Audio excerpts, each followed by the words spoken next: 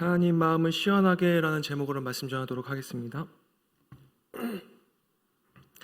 오늘 본문은 다윗이 하나님의 법궤를 운반하기 위해 이스라엘 전역에서 골고루 이제 수행자들을 뽑아서 법궤에 대해 온 민족의 관심을 회복시키고 여호와께 대한 신앙의 부흥을 일으키기 위해서 노력하는 모습을 보게 되어집니다. 그런데 이 법궤를 운반하는 과정은 생각처럼 그렇게 쉽지 않았습니다. 다윗은 먼저 법궤를 새 수레에 싣고 예루살렘을 향해서 출발하였는데, 이 하나님의 법궤라는 것은 하나님의 보호하심의 보증과도 같은데요, 그 하나님의 임재하심, 하나님의 보호하심에 대한 보증과 같은 것입니다. 이 하나님의 임재와 보호하심에 대한 응답의 삶을 살아야 할 이 이스라엘 백성들이 다윗을 통해 다시 법궤를 자신의 성으로 옮기는 이 일을 다윗 왕이 추진을 한 것이죠. 이 다윗과 이스라엘 온 족속이 법궤 앞에서 그래서 악기를 동원하여서 온몸으로 여호와 하나님을 찬양하였습니다.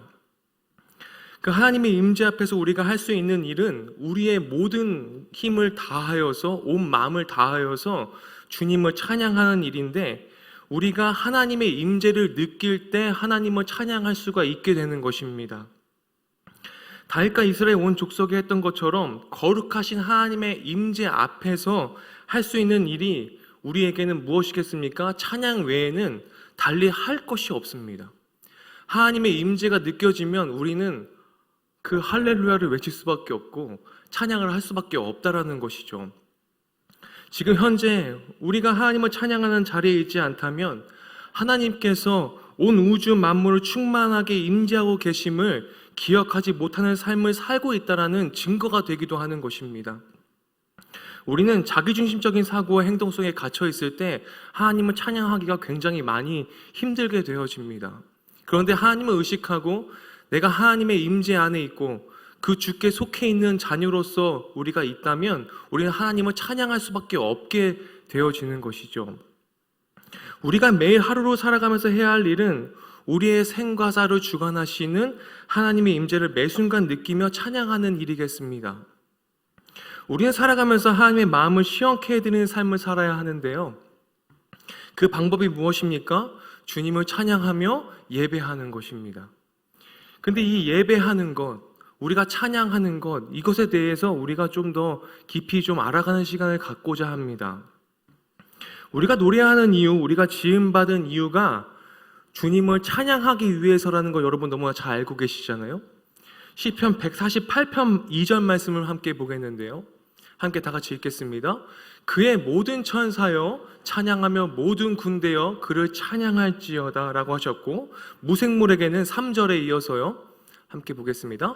해와 달아 그를 찬양하며 밝은 별들아 다 그를 찬양할지어다 라고 하시면서 찬양의 중요성에 대해서 나타내셨습니다. 왜냐하면 하나님이 만드신 모든 피조세계는 하나님을 찬양하도록 지음받았기 때문입니다. 우리가 하나님을 의식하지 못하고 하나님의 임재를 의식하지 못한 채 살아갈 때 우리는 찬양할 수 없지만, 모든 우주 만물들은 지금도 하나님을 찬양하고 있고 찬양받기 위해 지음받았기 때문에 지금도 찬양을 하고 있는 것입니다. 우리들 역시 하나님을 찬송하기 위해 지음받은 존재이죠. 이사야 43장 21절 말씀 함께 볼 텐데요, 이 백성은 내가 나를 위하여 지었나니 나를 찬송하게 하려 함이니라 라고 되어 있습니다.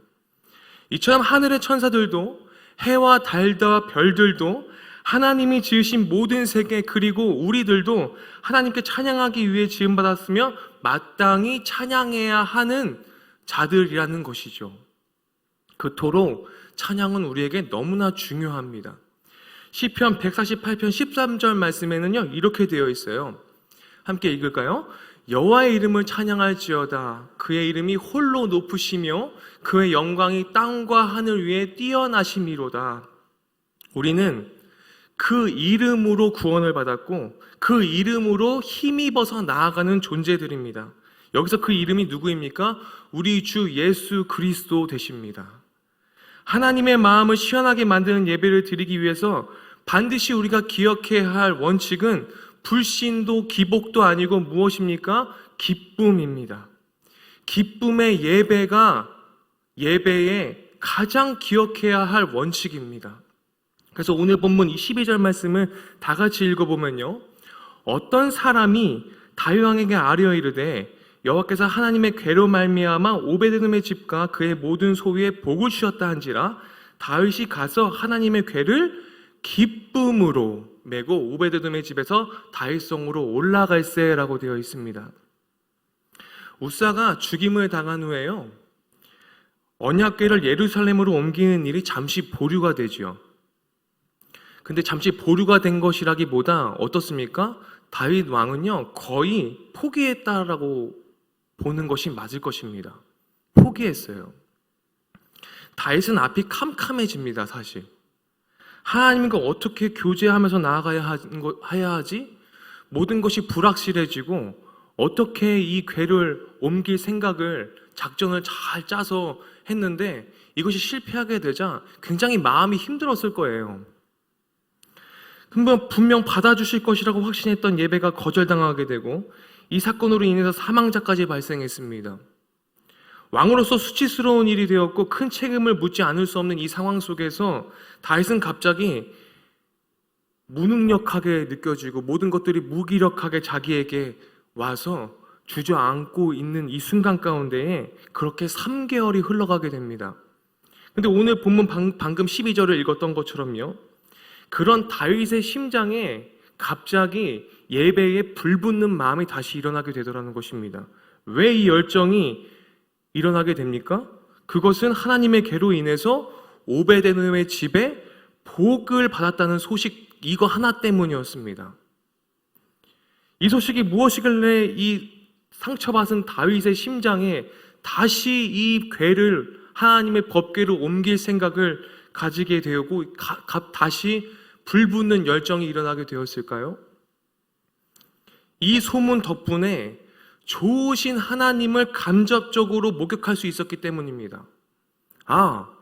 하나님의 법궤를 가지고 있던 오베데돔의 집에 하나님의 복이 임한 걸 간접적으로 소식을 듣게 되고 이 복음을 듣게 되자 다시 하나님을 예배해야겠다는 이 불붙는 열정이 일어나게 된 것이죠.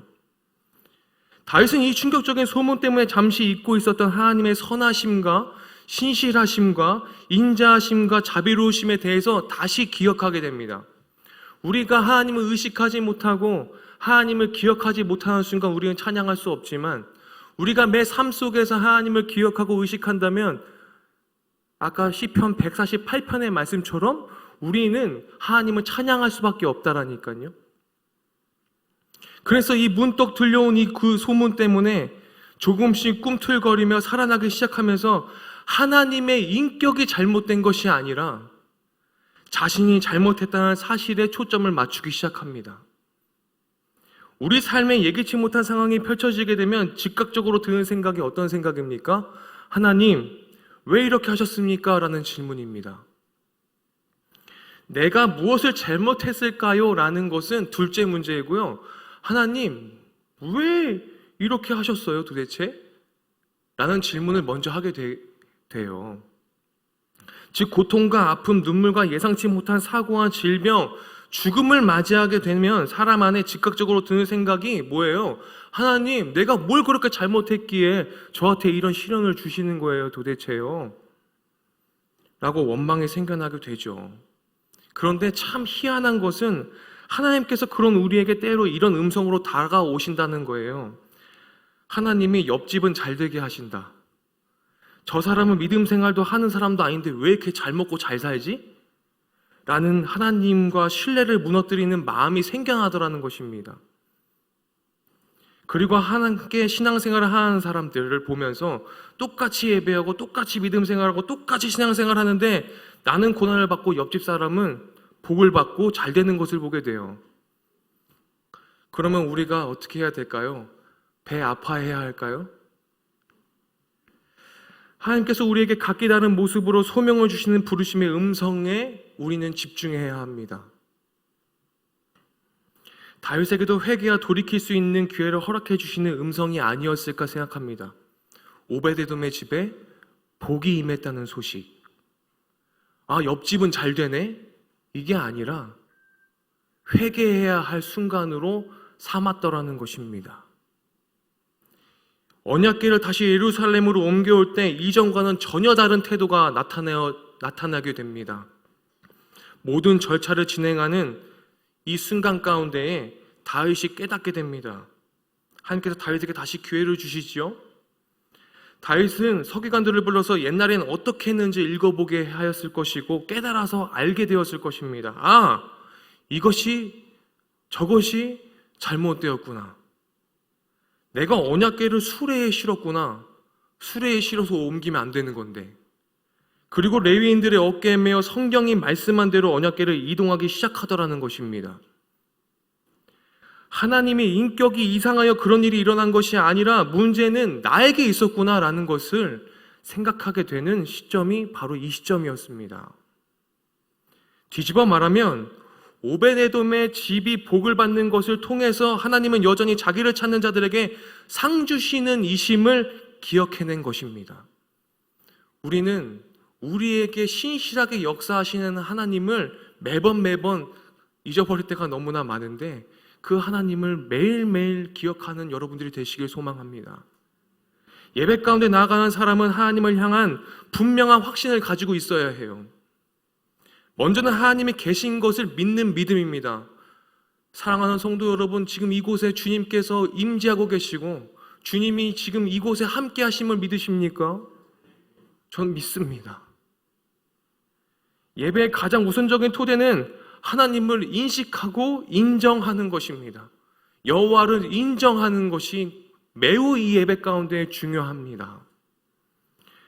여호와 하나님을 인정하는 고백이 우리 삶에 넘쳐나야 합니다. 하나님 앞에 나온 사람이 가장 우선적으로 믿어야 하는 것은 하나님이 존재하시다, 살아계신 하나님을 찬양하는 거고, 살아계신 하나님을 고백하는 거고, 살아계신 하나님을 믿는 것입니다. 그런데 그것을 믿는 것으로는 부족합니다.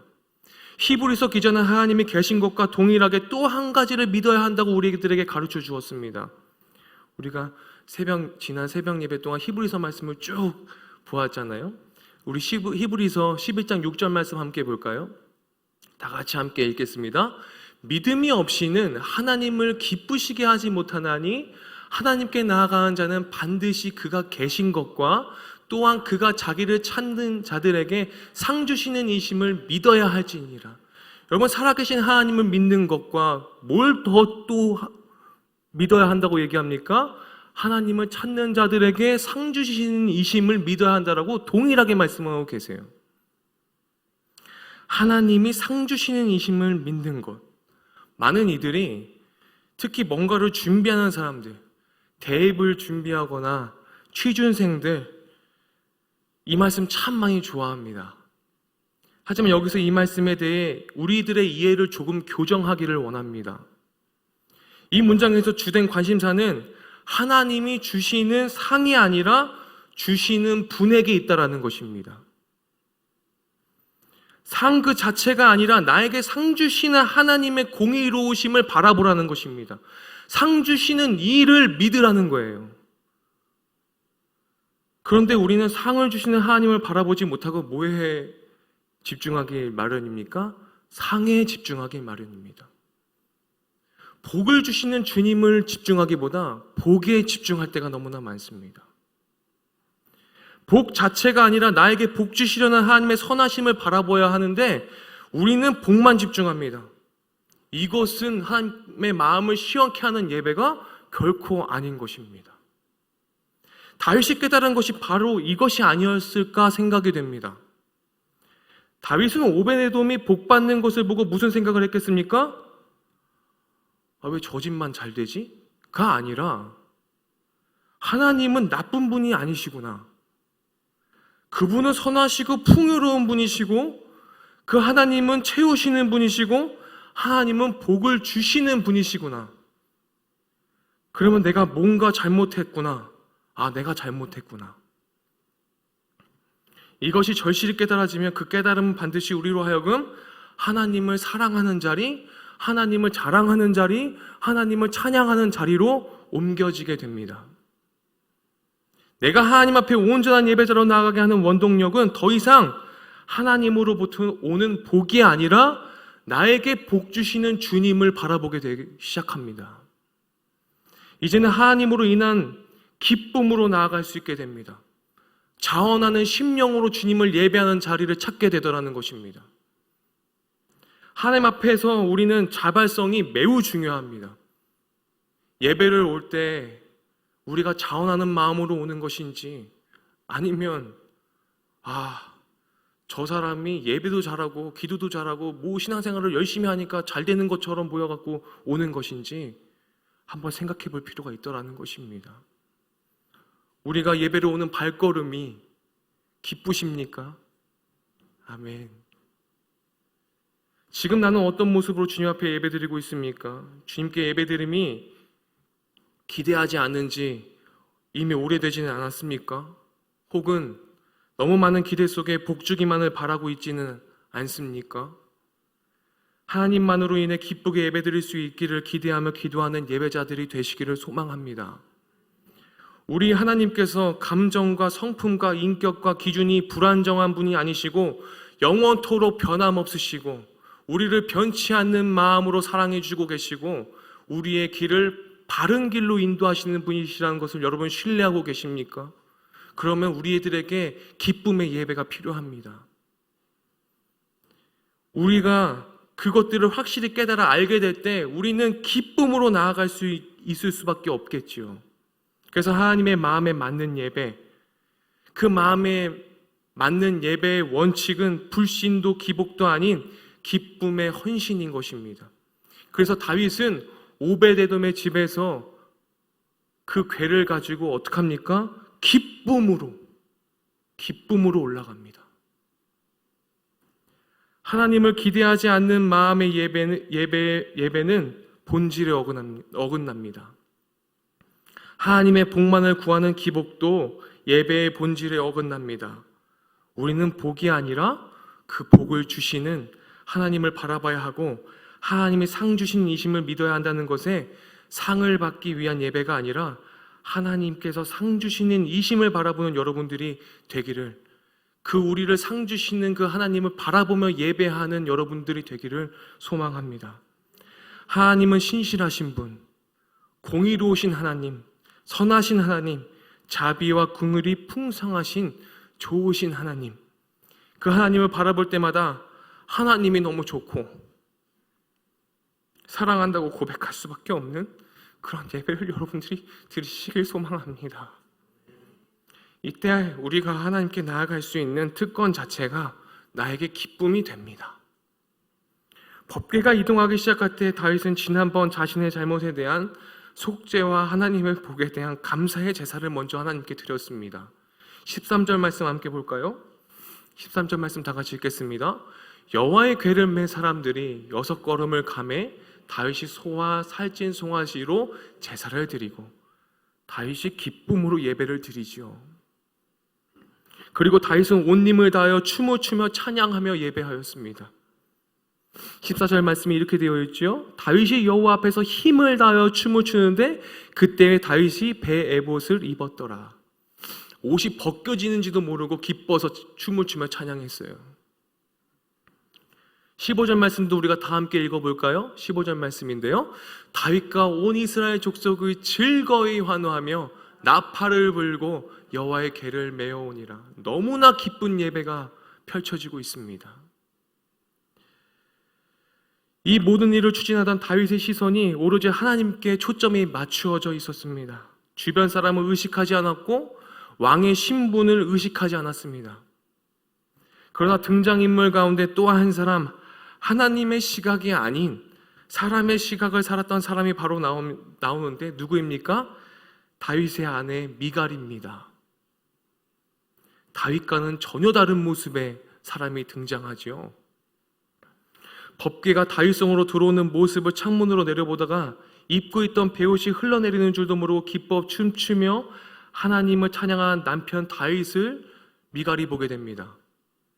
그 광경을 바라보던 미갈에게 어떤 마음이 생겼습니까? 다윗을 업신여기는 마음이 생겼습니다. 저 왕이 옷이 벗겨지는 줄도 모른 채 저렇게 춤추며 찬양하는 저래도 되는 거야? 라는 마음을 가졌더라는 것이죠. 다윗이 가족을 축복하기 위해 돌아오자 미갈은 다윗에게 핀잔을 주었습니다. 미갈의 핀잔과 불평을 들은 다윗은 자신의 행동은 사람 앞에서 한 것이 아니다. 나는 여호와 하나님 앞에서 한 거야 라고 얘기했습니다. 21절 말씀 다 같이 읽어볼까요? 21절 말씀입니다. 다윗이 미갈에게 이르되 이는 여호와 앞에서 한 것이니라. 그가 네 아버지와 그의 온 집을 버리시고 나를 택하사 나를 여호와의 백성 이스라엘의 주권자로 삼으셨으니 내가 여호와 앞에서 뛰놀리라. 여호와 앞에서 뛰놀며 춤췄습니다. 다윗은 자신의 하나님에 의해 이스라엘의 왕이 선택되었고 하나님의 영광을 위해 일할 사람임을 알고 있었습니다.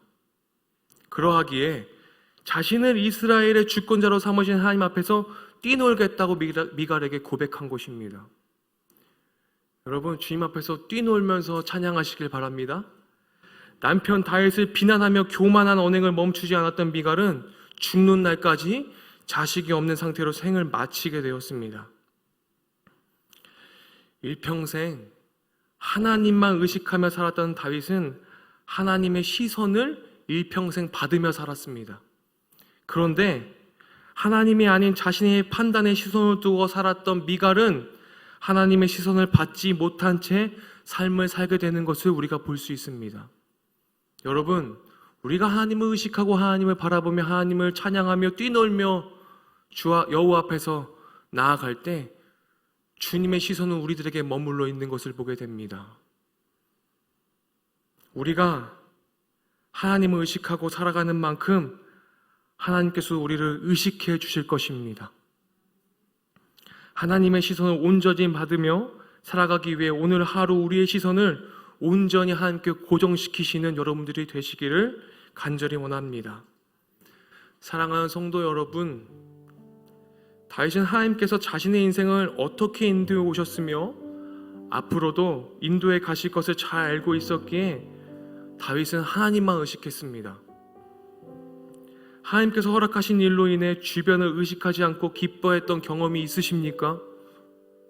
나의 모든 시선이 주님께만 고정돼서 그분만을 미친 사람처럼 찬양했던 다윗을 본받기를 원합니다. 가슴 깊은 곳에서 샘솟는 감격으로 인해 주체하지 못할 기쁨의 표현을 하나님 앞에 했던 경험을 여러분 기억해내시길 원합니다. 이처럼 이 기쁨의 예배를 우리가 드릴 때 이 습하고 무더운 날씨 가운데에 하나님의 마음만은 시원하게 해드리는 예배자가 되실 것을 전 간절히 믿습니다. 우리 함께 찬양하시겠습니다.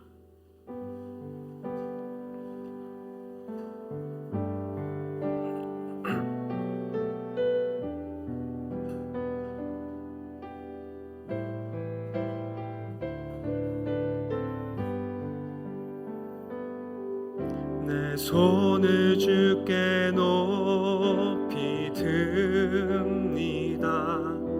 내 찬양 받으실 주님, 내 마음을 주께 확장 여니다. 내 찬양 받으실 주님, 내 손을 주께 높이, 내 손을 주께 높이 듭니다. 내 찬양 받으실 주님, 내 마음을 주께 활짝 엽니다. 내 마음을 주께 활짝 엽니다. 내 찬양 받으실 주님, 슬픔 대신 일하그 죄 대신 화관을 근심 대신 찬송을 찬송의 옷을 주셨네. 내 손을 주께 높이 듭니다. 내 찬양 받으시 주님, 내 마음을 주께 완장 엽니다. 내 찬양 받으시 주님, 내 손을 주께 높이 듭니다. 내 손을 주께 높이 듭니다. 내 찬양 받으시 주님,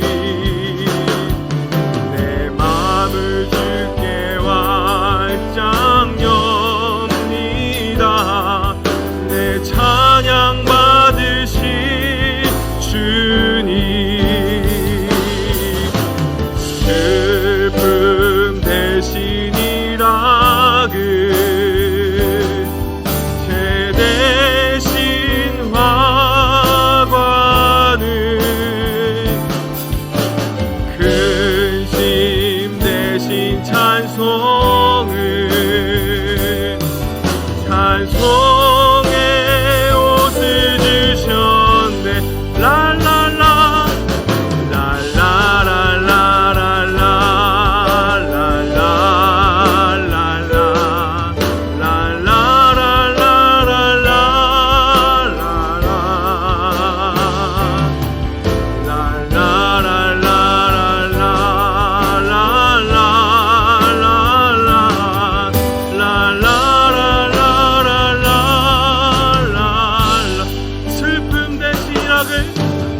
슬픔 대신이라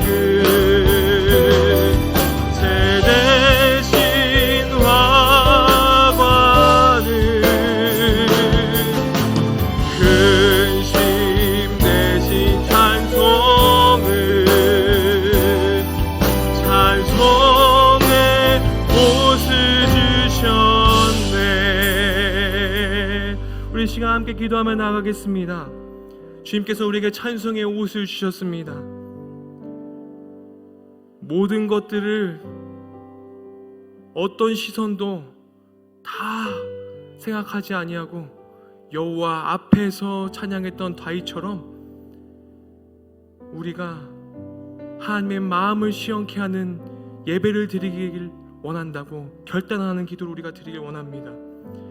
매번 습관적으로 자리에 앉아 있었고 예배가 빨리 끝나기를 바라며 핸드폰을 만지작거렸고 구하기만 바라고 받기만을 바랐던, 예배드림을 감사하지 못했던, 복 자체가 아니라 복 주시려는 하나님을 바라보지 못했던 우리들을 돌아보길 원합니다. 주님으로 인해 기쁘게 예배하는 자리로 나아가겠다는 결단과 헌신의 마음을 우리가 주님 앞에 올려드리며 우리 다 함께 기도하며 나아가시겠습니다. 사랑의 주님, 찬송받기를 원하시는 주님, 아버지, 우리가 매번 주님 예배드리면서 아버지 하나님의 마음을 얼마나 시원케 드리는 예배를 저희들이 드리며 나아갔습니까? 하나님, 주님은 우리를 아버지 상 주시는 이심을 믿으며 나아갑니다. 아버지, 저희들에게 언제나 우리를 밝혀주시고 옳은 길로 인도하시며 아버지 공의로우시며 우리를 변치 않는 진리로 말미암아 인도하시고 우리를 사랑하시는 주님을 바라보며 나아갑니다. 하나님, 찬송하게 하여 주시옵소서. 우리들 매번 순간순간마다 주님을 찬양하며 나아가는 삶 살게 하여 주시옵소서. 주님만을 찬양하는 인생들 되어질 수 있도록 인도하여 주시옵소서.